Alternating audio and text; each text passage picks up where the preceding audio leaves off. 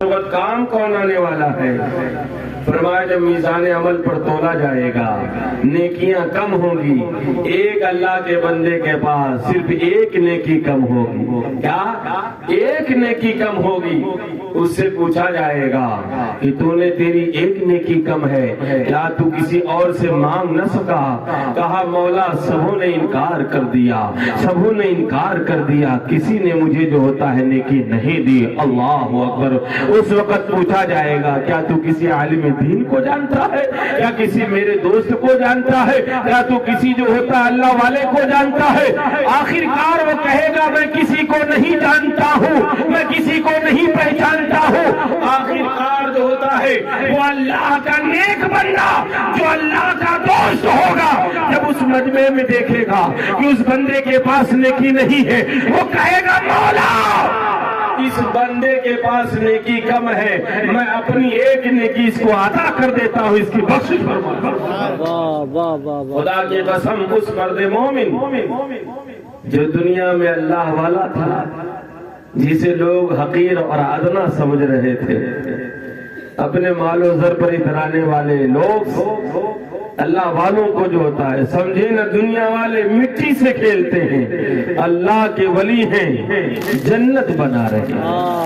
اللہ والے لوگ جو ہوتے ہیں وہ امت محمدیہ کے لیے مددگار ایسے تھوڑے کہے گئے ہیں، دنیا میں بھی مددگار ہیں، قبر میں بھی مددگار ہیں، حشر میں بھی مددگار ہیں، اور حتیٰ کہ جنت میں بھی مددگار ہیں۔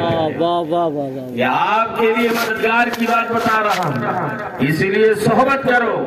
قرآن میں آیا اچھوں کی صحبت کرو، نیکوں کی صحبت کرو، اسی لیے کہ اچھوں کی صحبت کرو گے تو اچھے بن جاؤ گے، بروں کی صحبت کرو گے تو برے بن جاؤ گے۔ تسکین قلب و جان کا سامان ہو گیا، طیبہ میری حیات کا عنوان ہو گیا۔ تسکین قلب و جان کا سامان ہو گیا، طیبہ میری حیات کا عنوان ہو گیا، اور سلطان کائنات کے روضے کے سائے میں جو بھی فقیر آ گیا سلطان ہو گیا، جو بھی فقیر آ گیا سلطان ہو گیا۔ حضرات محترم، میں تقریر تو زیادہ نہیں کروں گا، مگر تھوڑی دیر کے لیے آ گیا ہوں تو سن لیجئے بطور تبرکن، اس لیے کہ یہ زندگی نے وفا کیا تو دوبارہ ملاقات ہوگی، ورنہ آج کے بچھڑے نہ جانے پھر کب ملاقات ہوگی۔ اس لیے کہ میں تو ابھی آپ سے تقریباً 3200 کلومیٹر کی دوری پر رہتا ہوں، اور 15 تاریخ کو فجر کی نماز سے پہلے میرا قافلہ کوچ کر جائے گا، پھر نہ جانے کب ملاقات ہوگی۔ یہ واعظ و نصیحت کی محفل ہمارے آپ کے لیے اللہ کرے بخشش و نجات کا ذریعہ بن جائے، اسی لیے کہ یہ محفلیں کبھی کبھی سجائی جاتی ہیں۔ اللہ تبارک و تعالیٰ انہی نیک محافل کے صدقے میں ہم سبوں کی بخشش و مغفرت عطا فرمائے۔ اسی لیے ابھی میں کہہ رہا تھا کہ حکم مانو اللہ کا، حکم مانو رسول اللہ کا، اور حکم مانو صاحب امر کا۔ صاحب امر سے مراد وہ لوگ ہیں جو علماء ہیں، صلحاء ہیں، فقہاء ہیں، محدثین ہیں، مفسرین ہیں، صوفیاء ہیں، ائمہ مساجد ہیں۔ آج اگر سے کہا جائے کہ جناب کھڑے ہو کے پانی مت پیجئے، تو آج کا نوجوان کیا کہتا ہے؟ مولوی صاحب کیوں نہیں پیئیں گے؟ لوٹا میرا پانی میرا زندگی میری، آپ کون ہوتے ہیں روکنے والے؟ ہم نے کہا میرے بھائی وہ اور مذاہب ہیں جس میں کوئی قانون نہیں ہے، کوئی طریقہ نہیں ہے، یہ تو ضابطۂ حیات ہے، نمونے حیات ہے، طریقے زندگی ہے، قرینے زندگی ہے، نمونے زندگی ہے، اس میں سب کچھ ہے، جینے سے لے کے مرنے تک، اجل سے لے کر کے ابد تک سارے معاملات بتا دیے گئے۔ ہم اس لیے کہتے ہیں کہ کھڑے ہو کے پانی نہ پیو، اس لیے کہ میرے آقا صلی اللہ تعالیٰ علیہ وسلم نے فرمایا کھڑے ہو کے پانی پینا یہ خلاف شرع ہے۔ کیونکہ میرے آقا صلی اللہ تعالیٰ علیہ وسلم نے فرمایا بیٹھ کے پانی پیو، اس لیے کہ بیٹھ کے پانی پینے سے کڈنی خراب نہیں ہوتی ہے، معدہ خراب نہیں ہوتا ہے، قبض نہیں ہوتا ہے، جریان کا مریض نہیں بنتا ہے، پھیپھڑا خراب نہیں ہوتا ہے، بلغم نہیں بڑھتا ہے، اس لیے کہ بیٹھ کر پانی پینے سے وہ پانی چھن چھن کے تمام جو ہوتا ہے آپ کے ہتھیلیوں میں پہنچتا ہے، اور ایک طریقے سے ڈک ڈک ڈک ڈک پانی ڈالو گے تو سیدھا نکل جائے گا اور کڈنی کے اوپر نقصان کرے گا۔ اور سب سے بڑی بات یہ کہ ہمارے آقا نے کہا بیٹھ کر کے پانی پیو، کیونکہ میرے آقا بیٹھ کر کے پانی پیا کرتے تھے، یہ سنت رسول ہے۔ ہم سنت رسول پر عمل کریں گے کیونکہ نبی کا طریقہ ہمارے آپ کے لیے باعث راحت ہے، باعث برکت ہے، اس لیے کہ نبی کا طریقہ ہی ہمارے آپ کے لیے بہترین اسوہ حسنہ ہے۔ ہمیں آپ کو اسی راستے پر چلنا ہے، تبھی ہم آپ کو کامیاب زندگی دنیا میں گزار سکتے ہیں۔ اس لیے کہ جانتے ہیں نبی کے طریقے میں، نبی کی سنت میں ہر طریقے میں ایک راز پنہاں ہے، چھپا ہوا ہے، ایک مخفی راز ہے نبی کے ہر پیغام میں۔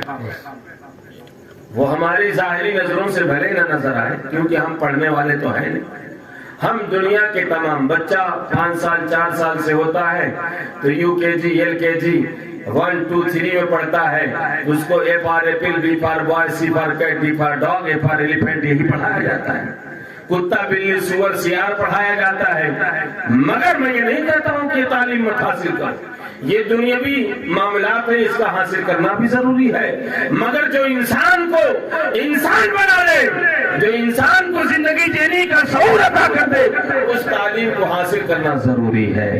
اس لیے کہ اسلام کی تعلیم انسان کو انسان بناتی ہے، انسان کو مولا سے ملاتی ہے۔ میرے دوستو بزرگوں، اللہ کے نبی صلی اللہ تعالیٰ علیہ وسلم نے ارشاد فرمایا خاموشی بہتر ہے۔ بعض لوگ کہتے ہیں کیا بکر بکر بولے رہتے ہو، جب دیکھو تمہاری نشست میں لبار پن رہتا ہے، نہ جانے کتنی جھوٹ بولتے ہو، ایک سچ کو غلط ثابت کرنے کے لیے نہ جانے کتنے جو ہوتا بہانے اور ہیلے بازی کرتے ہو۔ ڈرو خدا سے، گفتگو کم کیا کرو، جو بھی کرو سچ کیا کرو، اس لیے کہ لعنت اللہ علی الکاذبین، جھوٹوں پر اللہ کی لعنت ہے۔ جھوٹ مت بولو، فضول گوئی شیطانی عمل ہے، اس لیے کہ جو بولو کم بولو، اچھا بولو، ضرورت کے مطابق۔ ایک بچہ مدرسے میں، بادشاہ کا بیٹا تھا، پڑھنے کے لیے گیا، تو بادشاہ کا بیٹا تھا، مولانا صاحب نے اس کو پڑھایا لکھایا، پڑھا لکھا کے عالم بنا دیا، تو ایک تعلیم دیا، کہا بیٹا حدیث بخاری میں ایک حدیث پاک ہے کہ خاموشی بہتر ہے۔ کیا ہے؟ ہماری طرف توجہ مرکوز کریے، بہتر ہے، اس طرف اس طرف مت دیکھیے۔ آج کے دن آپ کے دروازے پر علماء ہیں، ان کا چہرہ دیکھنا عبادت ہے۔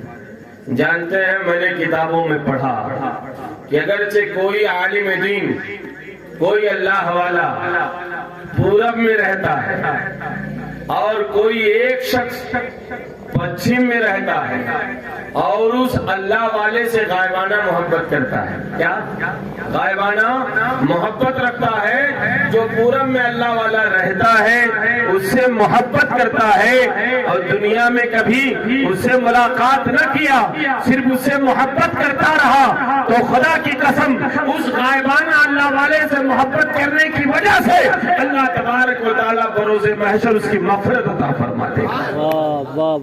یہ دین ہے، یہ علماء ان سے محبت کرو۔ تو میں یہ عرض کر رہا تھا کہ حدیث میں ہے کہ نبی فرماتے خاموشی بہتر ہے۔